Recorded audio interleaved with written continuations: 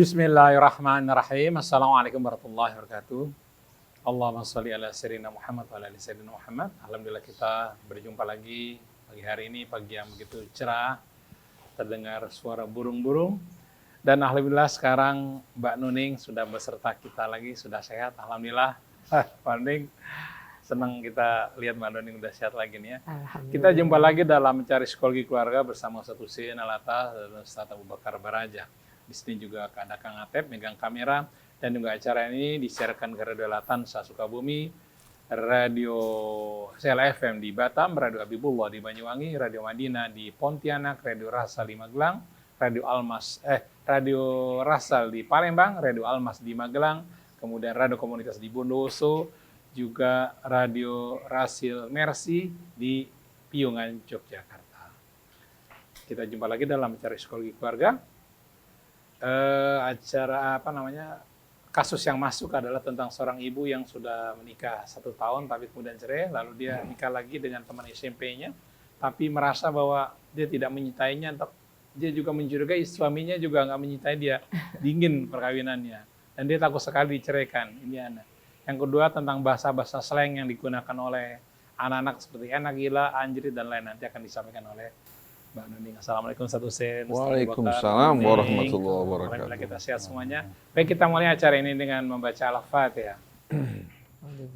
A'udzu billahi minasy syaithanir rajim. Bismillahirrahmanirrahim. Alhamdulillahi rabbil alamin. Ar-Rahmanir Rahim. Maliki yaumiddin. Iyyaka na'budu wa iyyaka nasta'in. Ihdinas siratal mustaqim. Siratal ladzina an'amta 'alaihim ghairil maghdubi 'alaihim waladdallin.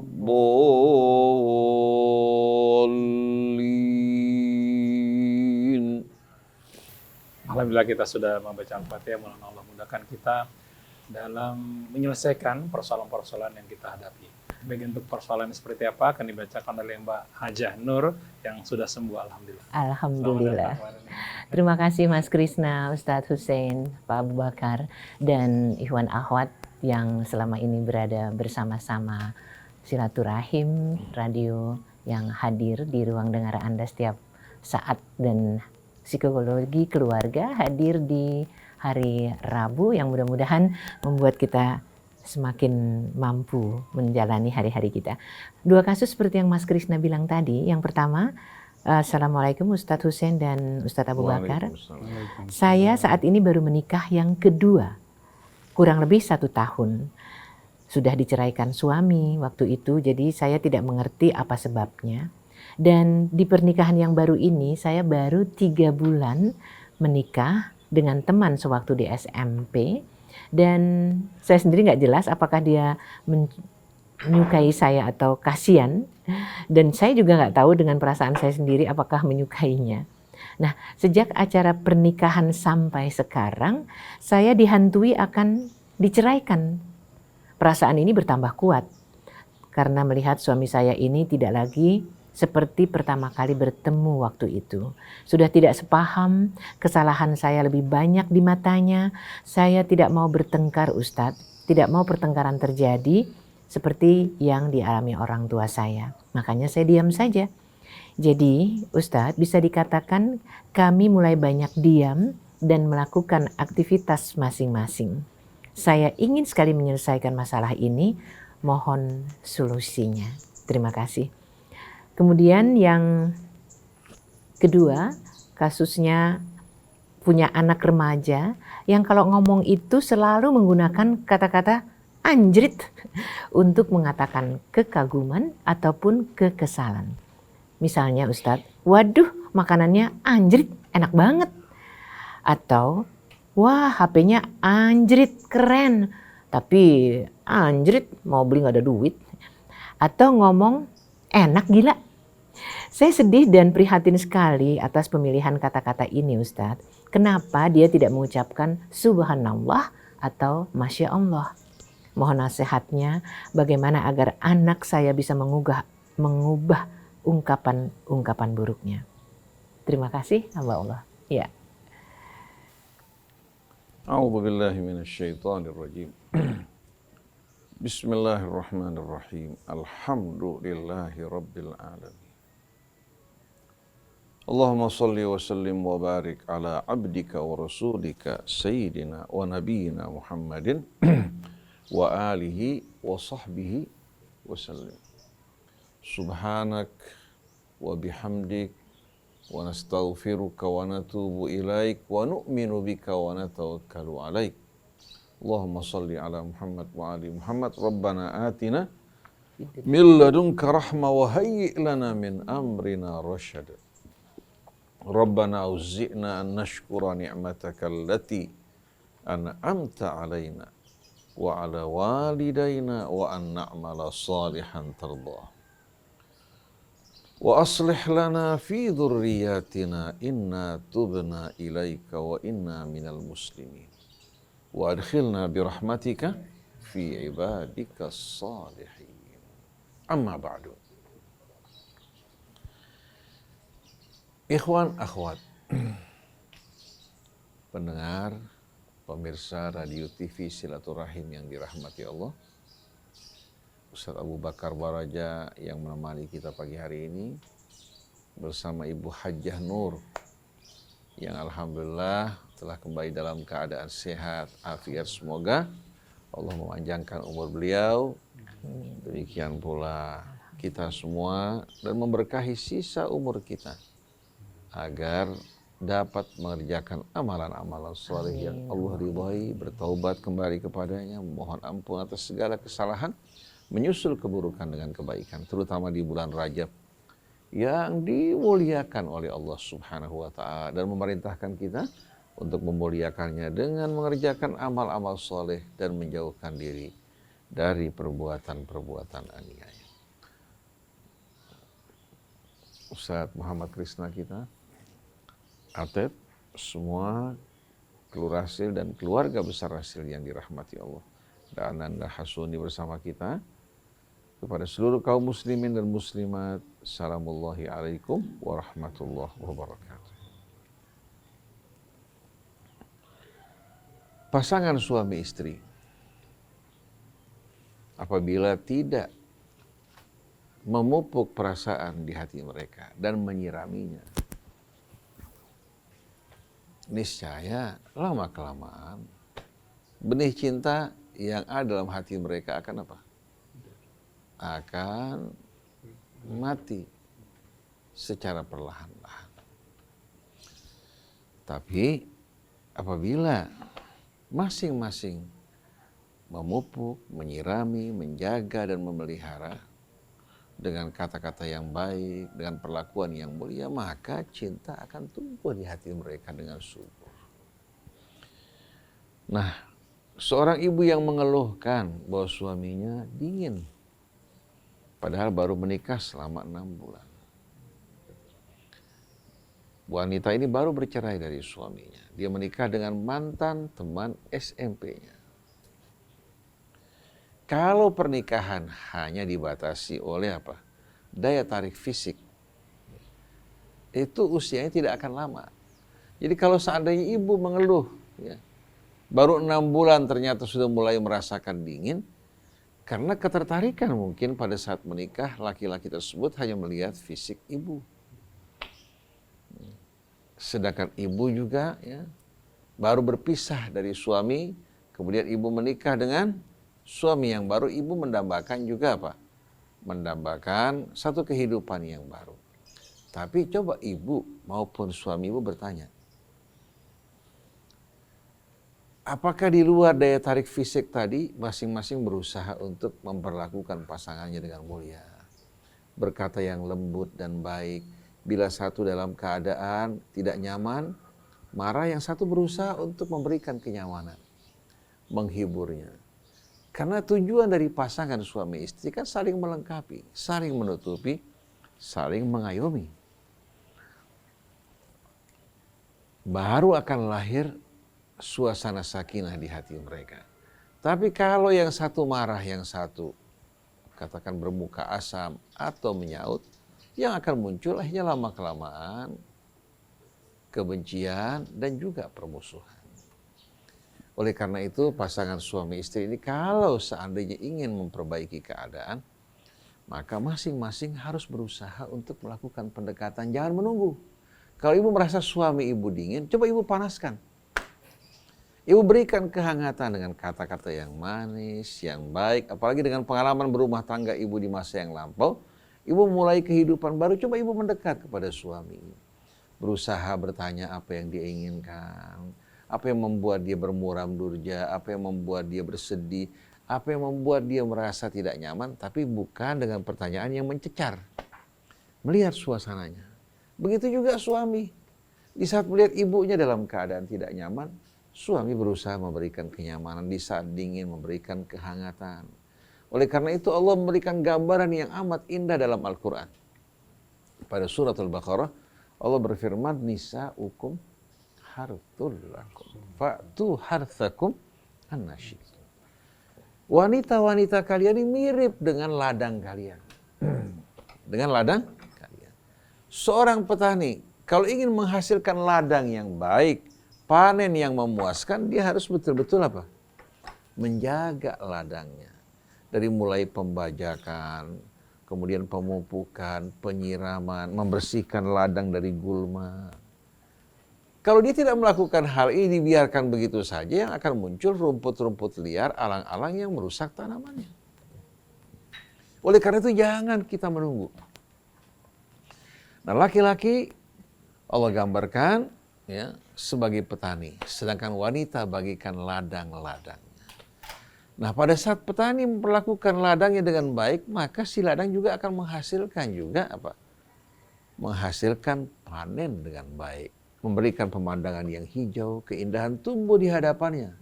Semua tergantung bagaimana sikap petani.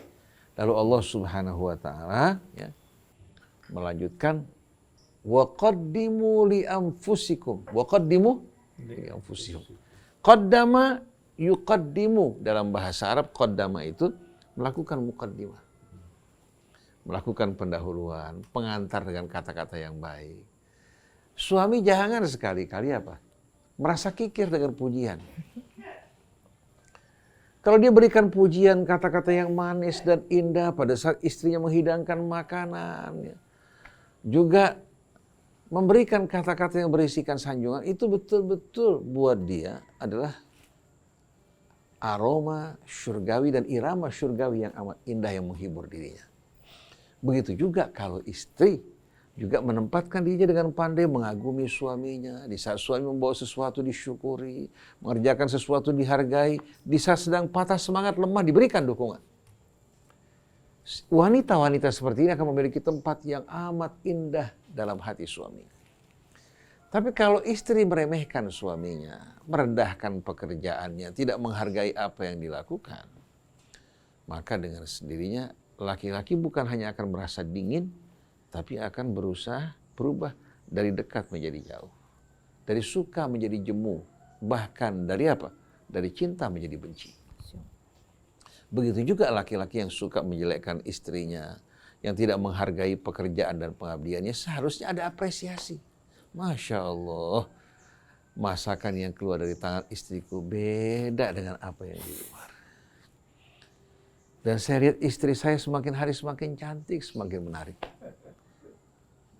Walaupun di luar nampak berkilau dengan berbagai macam hiasan, tapi ternyata keanggunan, kecantikan yang ada pada istri saya nggak ada duanya. Kata-kata seperti ini kan tidak butuh biaya, tidak harus pergi ke mall, nggak harus pergi ke Singapura maupun ke Hong Kong, nggak perlu berikan tas mahal.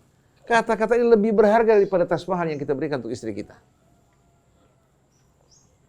Begitu juga seorang istri yang pandai menempatkan dirinya, memberikan motivasi buat suami, dukungan, dorongan, itu betul-betul akan membuat suami matanya tidak akan menoleh pada wanita di luar. Dia merasakan istrinya di rumah betul-betul memberikan suasana yang damai dan tentram. Jadi nisa'ukum harthul lakum fa'tu harthakum anna syi'tum. Datangi ladang kalian dengan cara yang kalian suka. Tapi ingat, jangan seperti seekor ayam menggauli betina setelah itu pergi kukuruyuk. Tanpa ada basa-basi. Seharusnya orang di saat dia melakukan pendekatan kepada istri dengan kata-kata yang baik, dengan pendahuluan, dengan pujian, ya, membuat suasana akan menjadi indah dan hangat. Tapi di saat hubungan di antara keduanya mirip dengan seekor ayam jantan dan betina, maka pasti ya, di saat syahwat reda, cinta akan hilang. Bertambah waktu, bersama perjalanan waktu mulai akan muncul kejemuan. Akhirnya si laki-laki melihat wanita di luar. Dia merasakan getaran baru terhadap istrinya, dia merasakan apa? Ternyata sudah tidak merasakan strum lagi. Begitu juga istrinya. Kalau rumah tangga dilalui dengan hal seperti ini, walaupun seorang laki-laki berganti-ganti pasangan, seorang wanita juga berganti-ganti pasangan, mereka tidak akan pernah menemukan kedamaian. Baru pasangan suami istri akan merasakan keharmonian apabila dua belahan jiwa bertemu kembali bersatu, saling melengkapi, saling menyempurnakan. Memuliakan pasangannya berarti memuliakan dirinya. Tapi merendahkan pasangan kita berarti merendahkan diri kita. Jangan pernah ceritakan hal buruk ya, tentang pasangan kita di luar. Ini akan membuat ya, wal'iyadzubillah, apabila terdengar oleh pasangan tersebut, dia akan merasakan rasa kecewa, sedih yang luar biasa. Tutupi keburukannya, sebarkan kebaikannya. Ini yang akan menumbuhkan rasa cinta. Jadi sebetulnya apa yang ibu alami ya, dalam kasus ini sebetulnya dialami oleh orang yang sama dengan juga keadaan yang sama. Oleh karena itu ibu bisa membawa suami kepada orang yang bijak untuk memberikan nasihat, masukan. Karena kalau ibu menyampaikan, dianggap ibu hanya menyampaikan apa? Hanya menyampaikan aspirasi ibu tanpa memperhatikan perasaan dia. Si laki-laki juga kalau menyampaikan, ibu anggap laki-laki hanya mau menang sendiri. Coba cari penengah yang baik yang bisa memberikan nasihat, mengingatkan keduanya untuk memperbaiki kondisi rumah tangganya. Nah, pertanyaan yang kedua juga sebetulnya berhubungan dengan yang pertama tadi. Kata-kata yang baik, kalimah thayyibah itu akan melahirkan pohon yang amat indah. Akarnya kokoh, kemudian apa? Kemudian dahannya tinggi menjulang dengan ranting-ranting yang memberikan keteduhan. Pada setiap pucuk ranting akan melahirkan buah tanpa mengenal musim. Itu merupakan keberkahan dari kalimah thayyibah. Kalimat thayyibah ini akan betul-betul mengakar dalam hati, akan selalu diingat dan dikenang. Tapi sebaliknya kalimah khabithah, kata-kata yang buruk ya, walaupun pada permulaannya kita anggap enak, mengasyikkan, menjadi hiburan, bahkan lelucon, tapi subhanallah, hati nurani kita tidak menerima. Oleh karena itu hendaknya kita memilih kalimah thayyibah, kata-kata yang baik. Dan kalimah thayyibah ini sebetulnya ya, yang paling indah, yang paling utama adalah kalimat tauhid. Yang melahirkan tutur kata yang baik, yang melahirkan perilaku yang baik dan mulia. Karena apa? Akarnya merupakan akar yang kokoh dan kuat. Langsung berhubungan dengan Allah Subhanahu wa ta'ala. Oleh karena itu di antara nasihat yang Nabi kita terima dari Allah, juga disampaikan oleh Nabi pada saat pernikahan. Allah berfirman apa? Dan ini hampir khutbah Nabi dimulai dengan ayat ini. Setelah ya ayyuhalladzina amanu taqullaha haqqa tuqatih, ya ayyuhan nas ittaqu rabbakum. Setelah itu ya ayyuhalladzina amanu taqullaha wa qulu qawlan sadida. Wahai orang yang beriman, bertakwalah pada Allah dan ucapkanlah qawlan sadida. Ucapan yang bagaimana? Kita kembalikan kepada akar kata sadid. Sadid ya, pakai sin, timbangannya hampir sama dengan syadid, pakai shin. Akar katanya pun dengan timbangan yang sama. Syadda yashuddu, artinya menarik dengan kuat. Menarik dengan atau mengikat dengan kuat. Kalau sadda yasuddu artinya menutup. Menutup celah. Oleh karena itu orang Arab mengatakan suddul bab tutup pintu. As-sad artinya dam. Nah, qaulan sadida adalah ucapan-ucapan apa? Yang membendung hal-hal yang tidak baik. Yang menutup celah, yang merapatkan kerenggangan. Jadi kita diperintahkan untuk memilih kata-kata yang membuat orang yang jauh menjadi dekat. Orang yang tadinya tidak suka dengan kata-kata yang baik menjadi teman yang mencintai kita. Jangankan kawan, sampai lawan mendengarkan kata-kata yang indah, ya, terpana, terpesona. Ini yang dilakukan Rasul dengan rahmat yang menggenangi hatinya. Dia bersikap lemah lembut walaupun terhadap orang yang menyakitinya. Fabima rahmatin minallahi lintalahum. Jadi wahai orang yang beriman, bertakwalah kepada Allah. Wa qulu qawlan sadida. Ucapkan kata-kata dan pilih yang dapat membendung hal-hal yang tidak baik, yang menutup celah, yang merapatkan yang renggang, yang mengubah lawan menjadi kawan. Apa janji Allah? Yuslih lakum a'malakum. Begitu kalian memilih kata-kata yang baik semacam ini, Allah akan perbaiki amal kalian. Kondisi kehidupan kalian akan diperbaiki oleh Allah. Belum lagi wa yaghfir lakum dunubakum, Allah mengampuni dosa kalian. Dalam suratul Isra Allah berfirman, wa qul li ibadi yaqulu allati hiya ahsan. Katakan pada hamba-hambaku agar memilih kata-kata yang terbaik, bukan hanya yang baik tapi yang terbaik. Innasyaitana yanzaghu bainahum. Karena syaitan melalui kata-kata ini yang kita anggap sepele ingin menciptakan kebencian, permusuhan, kedengkian di antara manusia. Innasyaitana kana lil insani aduwwan mubina. Sesungguhnya syaitan adalah musuh yang nyata bagi manusia. Oleh karena itu berapa banyak suami istri yang tadinya rukun karena tidak menjaga kata-katanya pecah. Seringkali kita ini kalau sudah terlalu dekat, ya, antara suami istri atau saudara itu teman, karena sudah terlalu dekat kita tidak menjaga ucapan kita. Kita anggap apa? Sudah tidak ada jarak antara kita. Akhirnya terjadi koslet. Tetap bagaimanapun kedekatan kita dengan seseorang, kata-kata yang kita ucapkan pilih yang terbaik, yang tidak menyinggung, yang tidak menyakiti, yang tidak memalukan dirinya.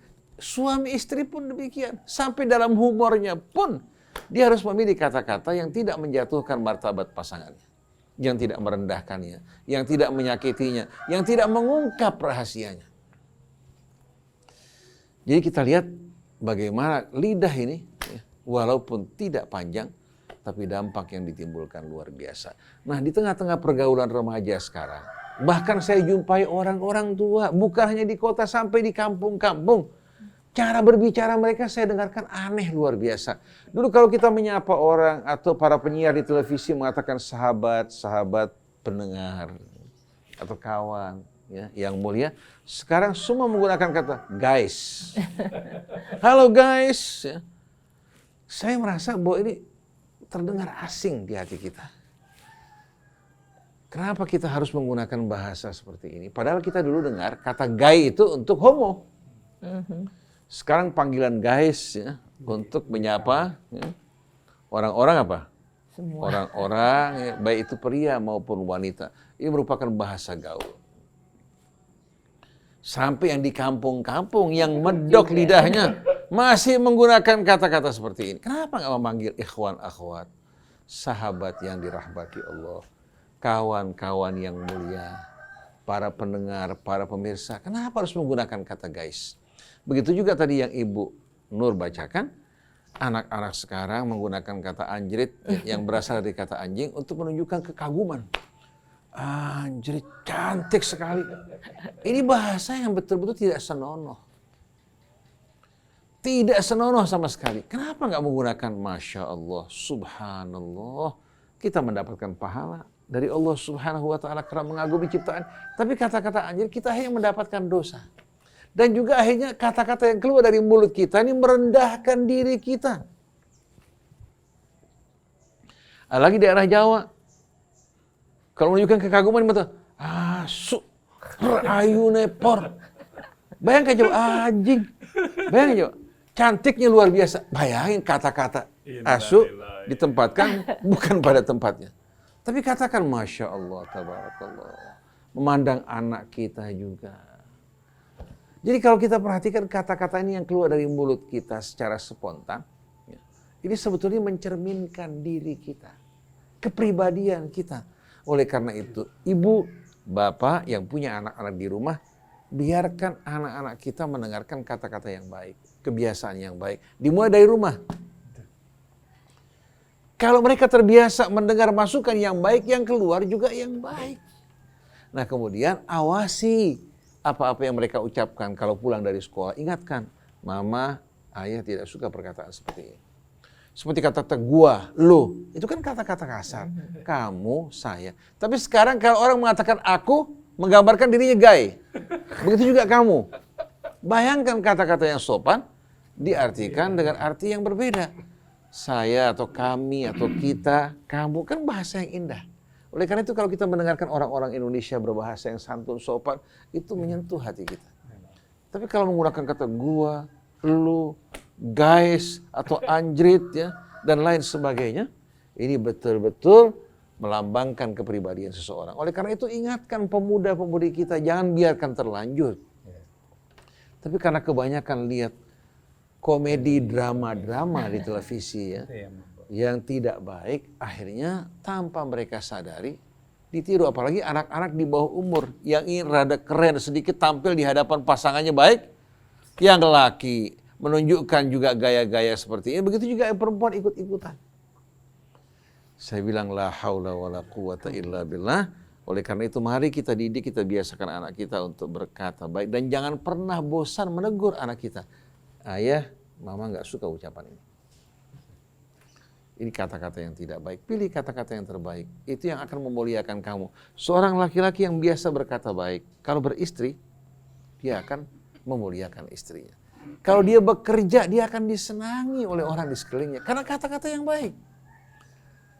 Tidak perlu kita mengagulkan diri kita atau kita menonjolkan gelar kita. Kata-kata yang baik merupakan nilai diri kita. Oleh karena itu pepatah Arab mengatakan lisanul fata nisfun wa nisfun fuaduhu falam yabqa illa suratul lahmi wad dami. Lidah seseorang itu separuh dirinya. Yang separuh lagi dia punya kalbu dan akalnya. Selebihnya hanya sebongkah jasad yang kalau ruhnya hilang berubah menjadi bangkai yang menjijikkan. Jadi lidah itu separuh dari seseorang, akalnya, kalbunya separuh yang lain. Sedangkan tubuh, fisik, itu merupakan pemberian dari Allah Subhanahu wa Ta'ala, ya, yang tidak patut sama sekali kita banggakan. Tapi akal seseorang akan melahirkan perilaku, perbuatan, dan sikap-sikap yang mulia. Jadi mari jangan terpengaruh dengan budaya yang tidak baik, dengan perilaku yang tidak sehat, adat istiadat yang tidak benar, tapi hidupkan makarimul akhlak di tengah kita yang memuliakan kita di dunia dan memuliakan kita di hari akhirat. Wallahu a'lam. Masya Allah. Ikhwan akhwat, kalau di kasus yang pertama yang perlu ditingkatkan adalah seberapa pelitnya kita nggak sih? Bukan ditingkatkan ya, tapi justru dibuang. Pelit pujian pada pasangan. Sementara gila, asik banget bahasan Ustadz Hussein nih Mas Krisna. Atau anjrit, keren banget itu. Masya Allah. Kalimat-kalimat seperti ini kayaknya keren karena milenial. Ini supaya diterima di masyarakat. Ya, makanya menggunakan itu supaya diterima di kelompoknya. Berarti peran kita sebagai orang tua jauh lebih berat dibanding dulu karena anak-anak bukan hanya dengar dari kita di rumah tapi dari luar. Terus apa kata psikolog kita? Mari kita simak.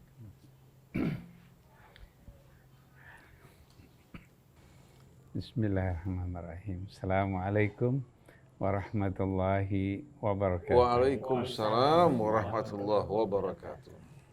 Alhamdulillah, Allah menciptakan berbagai pendengaran dari rasa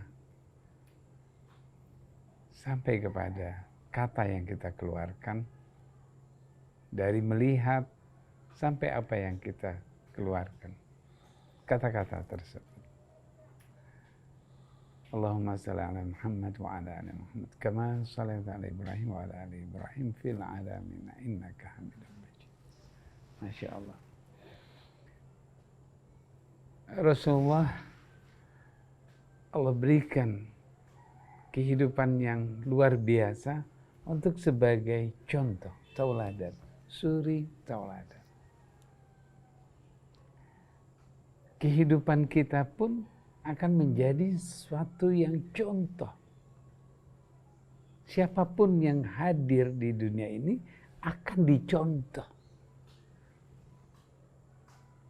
akan diperhatikan, akan dilihat, kemudian dia akan diambil oleh seseorang yang merasakan dirinya senang, bangga, suka, kagum.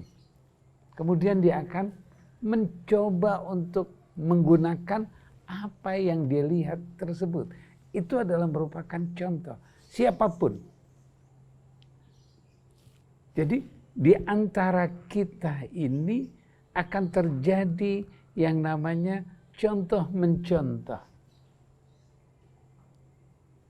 Oleh karena itu, ketika muncul sesuatu yang baru, orang akan memperhatikan. Kemudian akan dimasukkan ke dalam internalnya, dimasukkan ke dalam dirinya, dan akhirnya dia akan mencoba untuk merefleksikan, mengeluarkannya. Sesuaikah dengan dirinya? Itu yang perlu menjadikan perhatian. Jadi ketika kita melihat sesuatu, kemudian kita mengambil ke dalam diri kita, sesuai nggak dengan diri kita? Kalau sesuai, pasti dia akan keluarkan. Kalau yang diambil adalah negatif, yang ada di dalam dirinya negatif, maka dia akan keluarkan. Yang diambil adalah negatif, di dalam dirinya positif, maka dia tidak akan pernah bisa mengeluarkan yang negatif. Kebalikannya, ketika yang diambil adalah positif, yang ada di dalam negatif, dia akan perang, dia akan berusaha. Maka muncul gelisah, nggak tenang. Karena yang masuk adalah positif, sedangkan di dalamnya negatif. Dia akan berusaha, mana yang lebih kuat di dalam itu. Oleh karena itu, bagaimana anak kita, diri kita, mampu mengambil sesuatu yang sesuai dengan diri kita. Bagaimana diri kita? Siapa diri kita? Ini yang kita harus perhatikan. Ketika anak kita mengatakan sesuatu yang bentuknya modernisasi milenial saat ini, siapa anak kita? Bagaimana anak kita? Apakah anak kita sesuai dengan apa yang terjadi pada kehidupan itu? Kalau dia sesuai, pasti dia akan mengikutinya. Tapi kalau dia tidak sesuai, dia tidak akan pernah mau mengikutinya. Apa yang menyebabkan keluar kata-kata milenial seperti itu? Karena kata-kata itu tidak enak didengar dan tidak enak diucapkan. Saya mencoba untuk mengobservasi sekian banyak dari anak-anak remaja. Ya. Begitu diinterview, apakah waktu mengatakan kalimat kata-kata tersebut, apa yang dirasakan? Nggak tahu. Jadi dia sendiri waktu menyampaikannya pun tidak tahu. Nggak tahu. Kamu tahu nggak? Kata-kata itu kata-kata yang nggak baik. Berarti kamu mengeluarkan kata ke dalam diri kamu sendiri. Hah? Berarti tadi kata yang jelek itu nuduh buat saya sendiri. Iya. Saya nggak mau lagi ah. Kita perhatikan. Karena apa yang dikatakan, yang diambil, yang dicontoh tersebut, dia tidak pernah tahu. Apa sebabnya? Karena dia tidak punya. Dia tidak mempunyai, dia tidak memiliki. Dia tidak pernah memiliki apa yang dia dapatkan, kebaikan. Sedikit saya informasikan bahwa pada masa dini, usia-usia di 0 sampai 7 tahun, di situ ada proses perkembangan yang namanya imitasi. Dia mencontoh, dia mengambil, selesai. Dia mengambil, dikeluarkan. Dia mengambil, dikeluarkan. 0 sampai 4 tahun, pada masa itu, ya, 50% mengendap. Jadi kalau dia mendengar kalimat-kalimat yang tidak baik, melihat suasana yang tidak baik, 50% dia akan simpan. Bisa 50% dikeluarkan dengan ekspresinya dirinya, bisa juga dia diamkan, hilang begitu saja. Tapi yang 50%, 0 sampai 4 tahun, 50% dia akan mengendap. Di saat itulah, kapan? Ketika dia besar, ketika dia dewasa, ketika dia usianya 40 tahun, baru muncul yang ada pada diri. Itu bisa terjadi, karena dia mengendap. 4 sampai dengan 8 tahun, itu 30%. 8 sampai 12 tahun, 20%. Jadilah 100%. 0 sampai 12 tahun, disuasanakan dengan suasana yang negatif, selanjutnya dia akan negatif. Bagaimana kita menyampaikan pesan tersebut? Bagaimana tadi dikatakan oleh Ustaz Yusuf? Ya. Kalimat yang terbaik adalah kalimat-kalimat thayyibah. Di antara kalimat thayyibah yang paling terbaik adalah kalimat tauhid. Satu itu saja. Seperti kata Masya Allah. Apa yang terjadi, anak kita, generasi kita tidak bisa mengucapkan Masya Allah. Melihat kekaguman, dia tidak mampu menyampaikan kata Subhanallah. Apa yang terjadi? Kita memberikan informasinya, kita sebagai orang tua, cuma menyampaikan kalimat baik, tapi tidak mengikat. Kita menyampaikan kata-kata, tuh bagus banget, tuh kamu pinter, anak soleh, Masya Allah, anak soleh, selesai. Tapi apakah dia pernah mengatakan, saya anak soleh? Karena ketika dia mendapatkan kalimat itu, kemudian dia soleh. Apa itu soleh? Jadi ketegasan, keterikatannya, ketika dia melakukan sesuatu yang baik, kita sampaikan, kamu sudah melakukan yang baik, itu anak soleh. Jadi ada kejelasan, oh ini yang saya lakukan, saya anak soleh. Tapi dia lagi gini, lagi nakal, dia lagi melakukan perbuatan yang baik, anak soleh, anak soleh, anak soleh untuk diemosikan. Kita kesel, kita marah, tapi kita bilangnya apa? Anak soleh. Jadi yang masuk ke dalam dirinya adalah emosi. Yang masuk ke dalam anak itu, yang didengar sama anak itu adalah emosi. Anak itu nakal, anak itu nggak nurut. Terus kita marah, kita kesel, tapi kita bilangnya apa? No, anak soleh, jangan gitu dong. Pakai energi Marah. Maka yang didapat, oh ini anak soleh itu orangnya nggak benar. Jadi karena setiap anak di usia di bawah 12 tahun, dia menangkap apa adanya. Jadi kalau kita mengatakan hal emosi dengan menggunakan emosi, maka dia akan dapat emosi tersebut. Oleh karena itu, mulai dari saat ini, ketika melihat anak kita harus katakan yang baik. Dia kalau bisa, dia suruh menyebutkan, mengatakan. Bukan kita yang mengatakan saja, anak kita juga kita suruh dia minta, Masya Allah, ayo katakan, Masya Allah. Selesai. Jadi dia terlatih.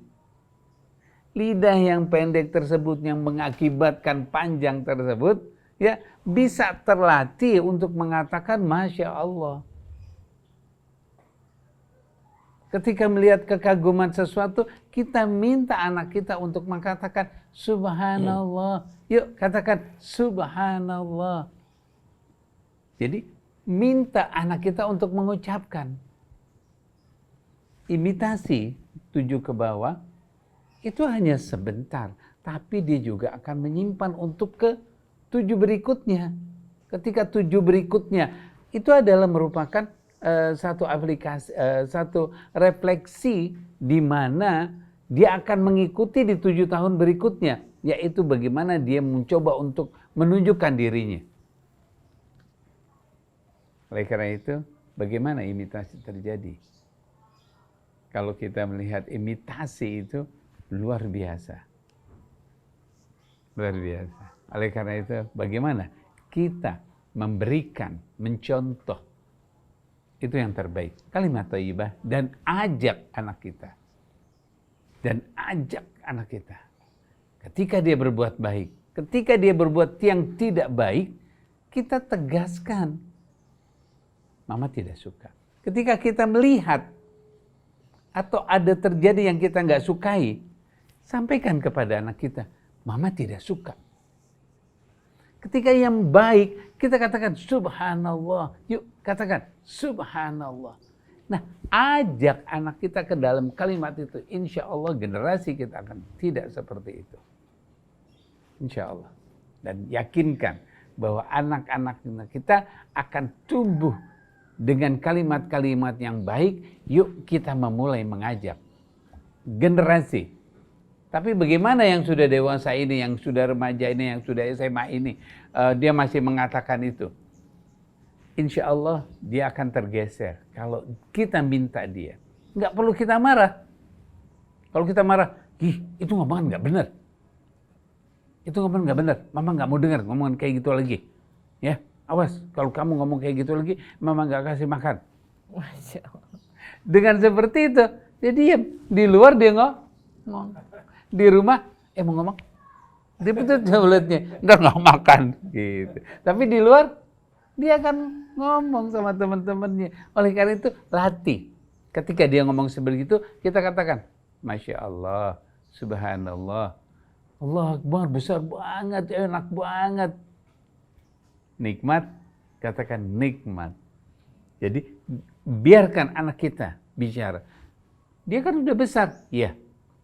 Karena ketika dia berani mengatakan, maka dengan sendirinya seluruh sel-sel otak yang ada pada dia akan bergerak dengan mengatakan apa yang terbaik itu. Ustaz, ada nggak ungkapan thayyibah ketika kita marah, Ustaz? Ungkapan yang tepat kalau kita marah, tapi ada pakai ungkapan yang baik gitu. Ada. Kalau kita lihat ya, Nabi kita Muhammad Shallallahu Alaihi Wasallam, dia dikenal sebagai orang yang tidak pernah mengeluarkan kata-kata yang baik. Sampai Anas bin Malik, dia tinggal bersama Rasulullah melayani Rasul, masih kanak-kanak. Dia mengatakan sepanjang Rasulullah mendidik saya bersamanya, tidak pernah dia marah atau menggunakan kata-kata yang tidak baik. Selalu yang keluar adalah kata-kata yang indah. Seorang kalau ingin menegur seseorang dengan bahasa yang santun, yang baik, dia bisa mengatakan, ya waladi ittaqillah. Ya waladi ittaqillah. Ini merupakan hal yang gak bagus. Ya binti ittaqillah ya binti. Ini merupakan hal yang gak baik, yang merugikan kamu.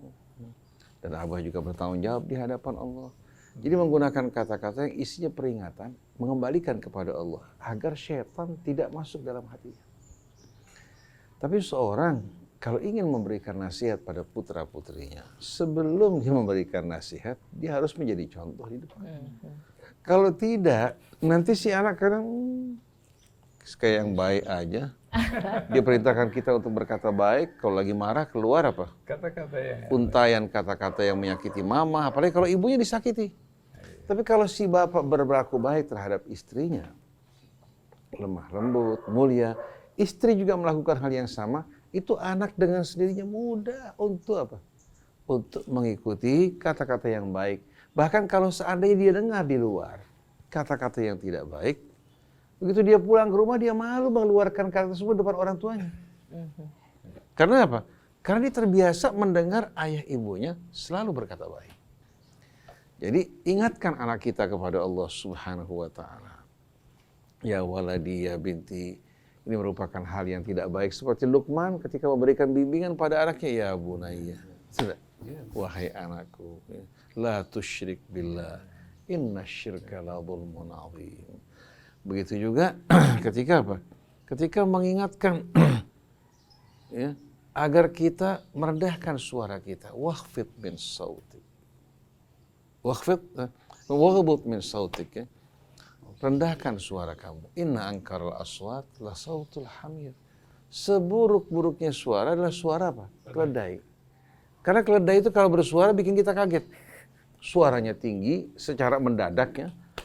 Yang membuat orang tidak menyenangkan. Allah berikan perumpamaan tentang orang yang bersuara apa? Tinggi ya. Yang tidak baik, mirip dengan suara keledai. Dan orang-orang Arab akrab mendengarkan suara keledai itu menjijikkan. Tapi orang yang berkata dengan lemah lembut, memiliki kata-kata yang baik, ya, mengingatkan kepada Allah, membuat kita semua merasa apa? Sama-sama diingatkan. Atau memuji Allah subhanallah, alhamdulillah, la hawla wa la quwata illa billah. Sampai di saat dia tersandung jatuh, dia mengatakan subhanallah, la hawla wa la quwata illa billah. Tapi orang yang berbicara dengan pembicaraan yang tidak baik, waktu dalam keadaan refleks keluarnya nggak baik. Anjrit. Saya kebetulan tawaf 1 kali pada haji yang pertama. Kita jalan kaki dari Arafah menuju ke Muna. Dari Muna kita menuju ke Mekah. Kebetulan pada saat kita menuju ke Muna, kita mengalami kemacetan yang luar biasa.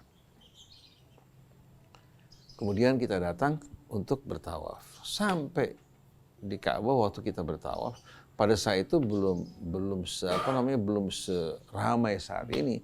Kita kalau ingin mencium Hajar Aswad pagi-pagi saya dengan mudah mencium. Subhanallah, rupanya ada satu bapak tidak tahan emosinya. Dan mungkin di kampungnya suka bicara ya, nggak bagus.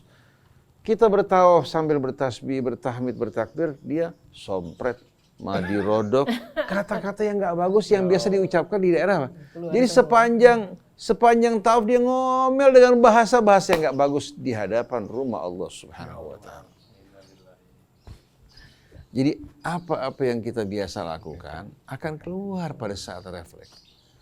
Akhirnya seperti perempuan Lata, karena biasa ngomong-ngomong yang nggak bagus, akhirnya waktu Lata keluar apa? Bahasa-bahasa yang kotor, yang tidak baik.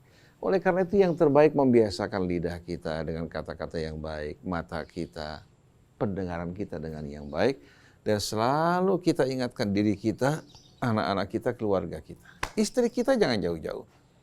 Kalau dia berbuat salah, kita gunakan kata-kata yang kasar, menusuk dalam hatinya kan. Dia sudah capek-capek kerja di rumah, melayani suaminya, hanya satu kesalahan atau menggunakan kata-kata apa? Kasar. Monyong, lihat-lihat dong. Itu kan kata-kata yang menyakitkan kan. Tapi kalau dia kata-kata keluar dari mulutnya kata-kata yang baik, walaupun pada saat istrinya bersalah mengingatkan istrinya, luar biasa indah. Alhamdulillah saya menikah mungkin sudah 35 tahun atau 34 tahun. Sepanjang saya berkeluarga, alhamdulillah tidak pernah menggunakan kata lu pada istri saya. Kata lu nggak pernah. Kita bisa marah tanpa menggunakan kata-kata yang kasar dengan diam. Istri juga begitu. Terkadang dia jengkel, dia nggak ungkapkan, dia bermuka asam. Untuk menunjukkan protesnya. Untuk menunjukkan protes. Itu lebih baik daripada menggunakan kata-kata yang akan selalu teringat nanti. Yang tidak baik. Kecuali kalau kata-kata yang baik. Dia dengan bermuka asam, menunjukkan perasaan tidak suka, itu merupakan peringatan. Kita dulu semua orang-orang tua, kakek, nenek kita yang pelihara kita dulu, itu kalau matanya memandang kita dengan pandangan mengingatkan sudah cukup. Hati kita bergetar luar biasa. Betul-betul. Cukup dengan pandangan, bahasa isyarat, kita langsung mengkerut. Tapi sekarang dengan teriakan, dengan cacian, bukan turut, malah semakin apa? Semakin brutal dan liar.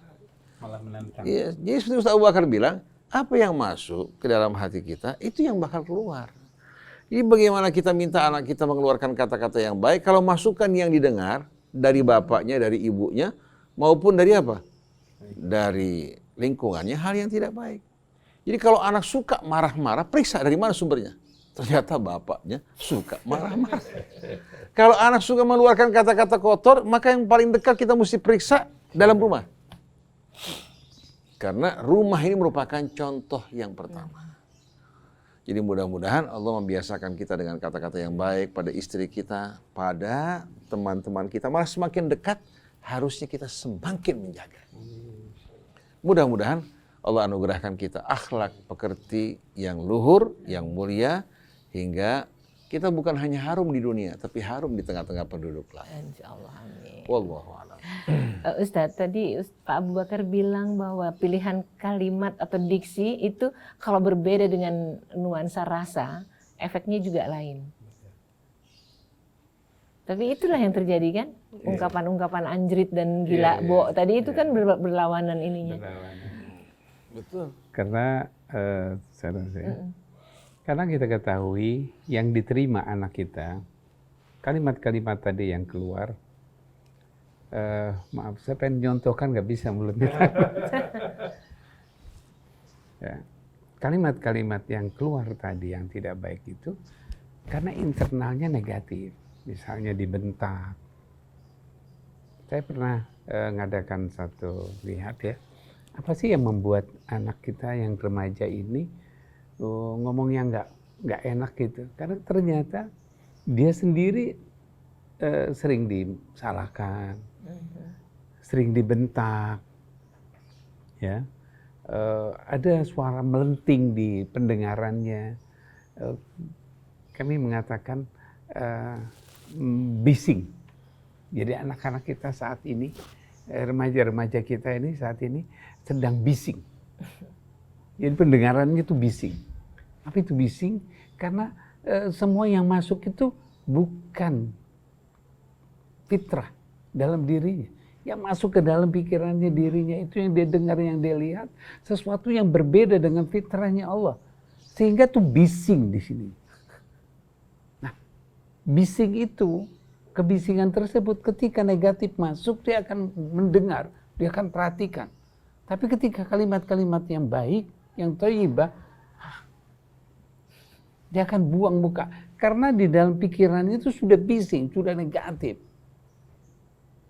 Jadi ketika misalnya yang datang kemudian saya berikan informasi yang positif, dia sudah bilang gini, aduh, dia gelisah. Dia akan mengalami kegelisahan karena di dalam pikirannya bising. Oleh karena itu biasanya dia suruh keluarkan itu dulu tuh. Suruh mengungkapkan, setelah mengungkapkan baru kita isi. Karena kalau dia tidak bisa mengungkapkan apa yang terjadi, kerak-keraknya itu, kalau di wadah itu ada kerak-keraknya itu, ya. Kalau ini tidak terurai, ya, nggak terurai, dia akan terus mencari yang negatif yang sesuai dengan kerak yang ada di dalam pikirannya.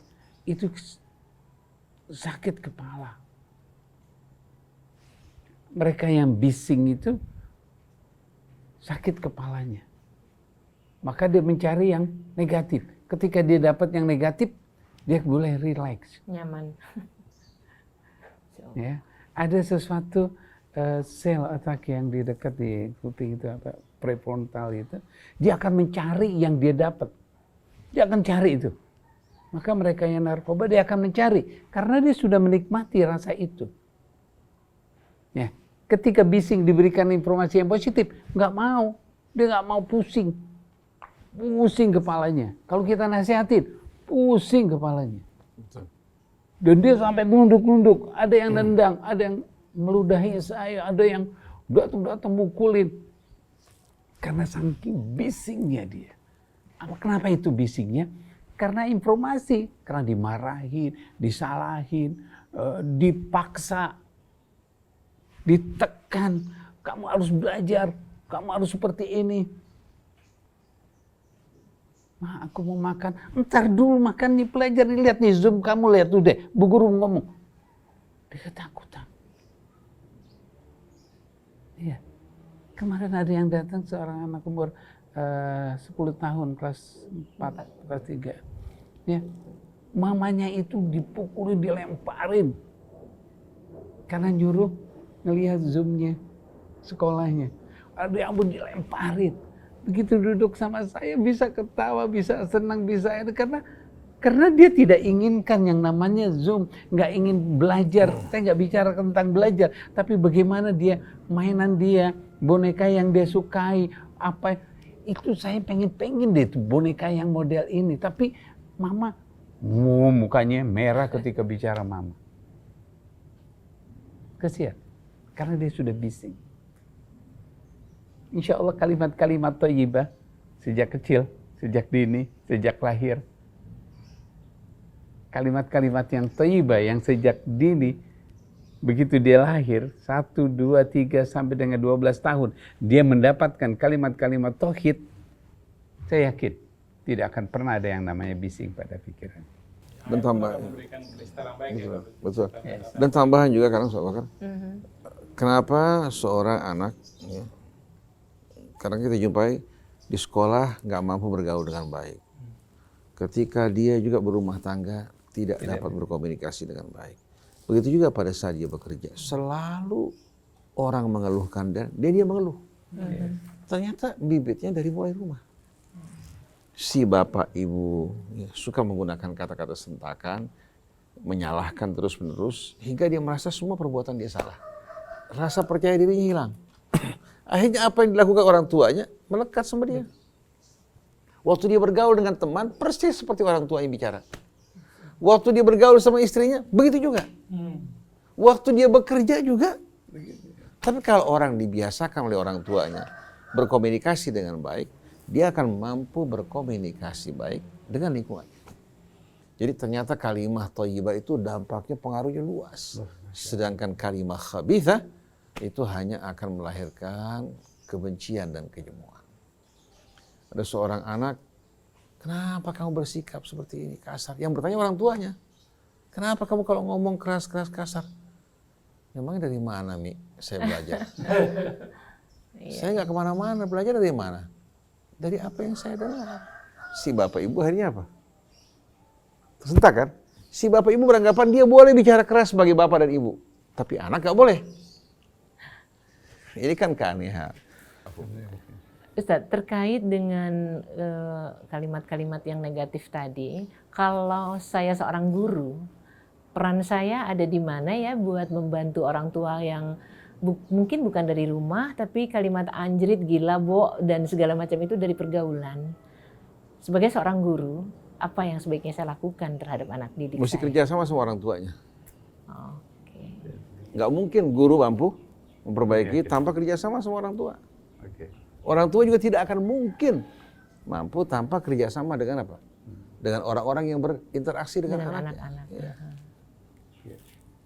Ditambahkan tolong Pak Abu Bakar, karena terus terang keluhan yang akan kita dengar adalah aku udah bagus di rumah, aku udah lakukan yang terbaik, tapi lihat sekarang, Masya Allah. Karena ketemu sama anaknya cuma sebentar, kan kerja semua. Ya kan di YouTube dia dapat juga. Iya, dari mana-mana. Silahkan Pak Abu.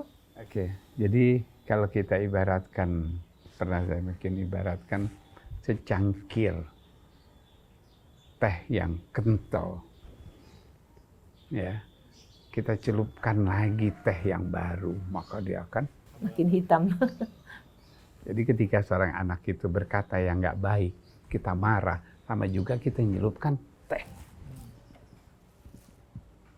Karena dia sudah penuh. Yuk, informasikan yang baik. Sampaikan yang baik.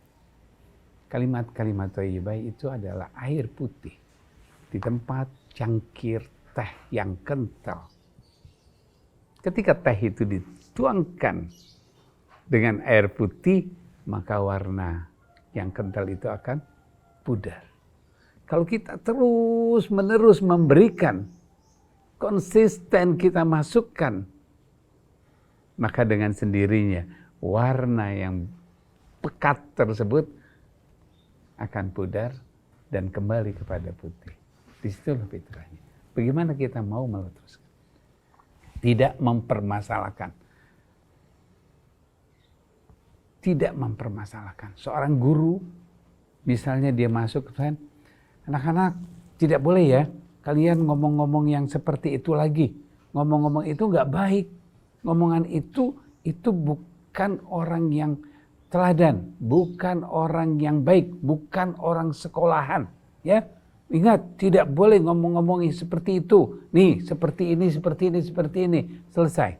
Tehnya nambah, pahit. Diinformasikan hal-hal yang gak baik. Nah, seorang guru, begitu mereka masuk, yuk baca subhanallah. Untuk apa? Untuk kita kagum, kita senang. Ih, luar biasa. Yuk kita baca Allahu Akbar, Allahu Akbar. Nah, kita seorang guru memulai dengan atraktif. Kalimat-kalimat yang thayyibah. Bukan datang dapat aduan dari orang tuanya langsung marah sama anak yang tadinya nggak pernah mendengar. Ada anak yang nggak pernah tahu, terus dengar guru, nggak boleh kalimat-kalimat itu. Nih kalimat yang ini, kalimat ditulisin tuh, atau diucapin sama gurunya. Si anak dengerin, oh, akhirnya dia mencoba, oh itu nggak boleh ya, diucapin. Kok enak banget sih ngucapin, disambut sama temennya. Jadilah proses itu. Oleh karena itu, jangan sampaikan kalimat yang tidak baik. Oleh karena itu, ketika ada kesalahan, kita tidak perlu bahas kesalahannya. Tapi bagaimana kita mampu menginformasikan yang baik. Insya Allah. Terima kasih. Analogi teh kental ditambahin lagi tadi gamblang untuk kita. Tapi kita masih punya waktu beberapa saat. Ustadz Hussein mau menambahkan untuk bagaimana agar rumah kita tuh anak-anak nggak terkontaminasi, padahal kita udah usaha ketat gitu. Malah kita bersikap ketat membuat anak berontak. Yang paling indah kalau orang tua bersahabat dengan anak, menjaga hubungan yang dekat, akrab dengan anaknya. Tapi seringkali orang tua jaim. Orang tua jaga image. Orang tua kalau akrab dengan anaknya, sering berkomunikasi, anak dengan abahnya, dengan ibunya, menyampaikan contoh yang baik, apalagi dari masa dini, itu betul-betul mengena dalam hati mereka. Tapi kalau kita bersikap ketat, ya, seperti disiplin militer, yang saya khawatirkan, ya, dengan sikap seperti ini, akan membuat anak tersebut di depan kita ketat, tapi begitu di luar keluar, lain lagi. karena dia bukan menerima dengan penuh rasa suka. Tapi kalau dia mensukai sesuatu, mencintai, baik depan orang tuanya maupun di belakang, akan bersikap sama. Nah, kita ingin orang tua memperlakukan anaknya jangan seperti lawan. Oleh karena itu dalam satu riwayat dari Ahlul Baitnya, dari keluarga Rasulnya, mereka membagi 3 fase pendidikan buat anak. Pada 7 tahun pertama, anak tersebut menjadi raja dan ratu. Diberikan kebebasan pada apa-apa yang baik. Artinya hal-hal yang baik, permainan-permainan yang wajar buat anak-anak, jangan sekali-kali dicegah. Yang penting hindari perkataan bohong, perkataan kotor, ya. Segera diingatkan, ini nggak baik, nak. Ya. Biarkan dia bermain, jangan keinginan dia bermain dihalang-halangi, dipaksa untuk belajar dari mulai masa sebelum TK, ya. Bahkan apa? Anak tersebut dipaksa untuk kursus sana, kursus ini. Akhirnya belum tamat SD sudah bosan anaknya. Biarkan pada 7 tahun pertama dia bermain. Belajarnya pun belajar sambil bermain. Nah, ada satu syekh ingin membuat anaknya menghafal Quran. Dengan mudah, bagaimana caranya? Supaya tanpa ada paksaan. Dari mulai bayi, itu anak diperdengarkan suara bacaan Quran yang baik. Pada saat dia bermain di rumah, dia main sama teman-temannya, Quran diperdengarkan. Subhanallah, itu anak tanpa ada apa? Tanpa sama sekali ada paksaan tekanan, di saat si ayah membaca Al-Quran, si anak mengikuti. Karena yang didengar di rumah apa? Yang didengar bacaan Al-Quran. Jadi untuk membuat ini anak hafal Al-Quran dengan cepat, bahkan bukan hanya menghafal Quran, dia mampu untuk menyebutkan, apabila orang menyebutkan lembaran sekian, ayatnya apa? Dia mampu untuk membacakan. 3 baris setelah itu, 3 baris sebelumnya. Betul-betul dengan hafalan yang baik. Karena dari mulai kecil diperdengarkan apa? Ayat-ayat Allah, tapi tanpa mengurangi apa? Permainan dia. Jadi dia bermain bersama teman-temannya, main boneka-bonekaan, yang perempuan, yang laki-laki main kereta-keretaan, sambil mendengarkan ayat Allah. Jadi masa-masa bermain kalau kita rampas, akhirnya seperti seorang dokter Kebetulan di tempat prakteknya itu banyak mainan anak-anak, penuh mainan anak-anak. Akhirnya saya punya orang tua tanya, "Dok, ini untuk siapa?" Dia bilang, "Untuk saya." "Kenapa, Dok?" "Saya masih kecil ingin punya mainan seperti ini, tapi tidak punya kesempatan." Ini hiburan buat saya ini.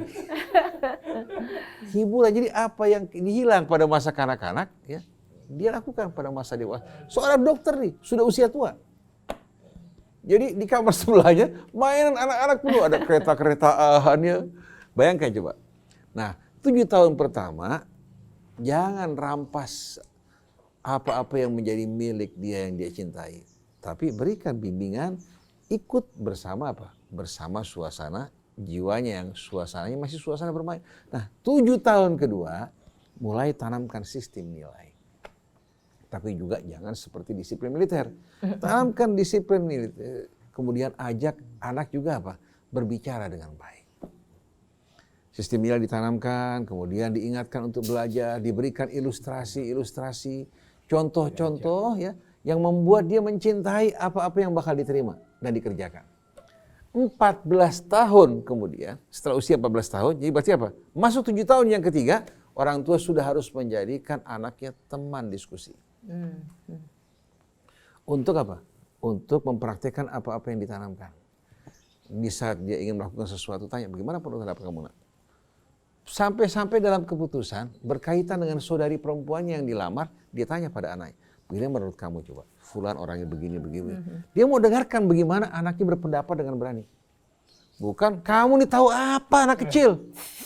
Akhirnya menjatuhkan dirinya, ya, menghilangkan kepercayaannya. Nanti bukan hanya pada saat dia bersama orang tuanya, pada saat berumah tangga juga begitu.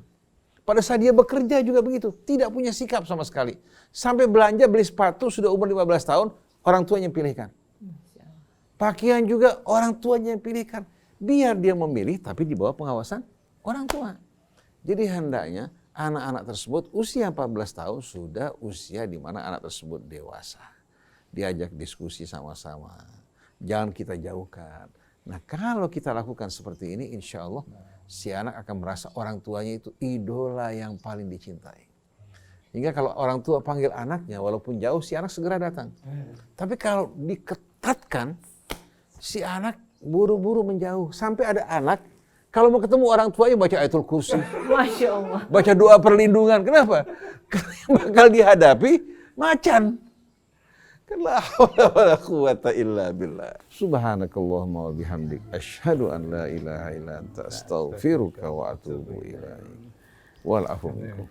Ya, ikhwan akhwat, tampaknya pembelajaran hari ini benar-benar membuat kita menyadari memang nggak ada sekolah buat jadi orang tua, tetapi proses waktu demi waktu seperti yang Ustadz Husain bilang, ada 3 tahapan yang tidak boleh kita suka-suka diri kita. Mudah-mudahan untuk yang belum terlambat ya, tapi kalau anak kita sudah remaja, sudah dewasa semua, mudah-mudahan juga tetap ada jalan untuk membuat mereka menjadi hamba-hamba Allah yang membuat kita kelak mempertanggungjawabkannya dengan mudah. Mas Krisna, waktu kita sudah habis. Baik, mari kita biasakan anak kita untuk mengucapkan kalimat-kalimat thayyibah. Baik, terima kasih atas perhatian Anda semuanya. Terima kasih Ustaz Husain, Ustaz Abu Bakar, Mbak Hajah Nur, saya Muhammad Krisna, kemudian Atep, Susu Bangkit, kemudian Anis Mualim, dan Fahri Abu Atar. Mohon pamit. Wabillahi taufiq wal hidayah. Wassalamualaikum warahmatullahi wabarakatuh. Waalaikumsalam warahmatullahi wabarakatuh.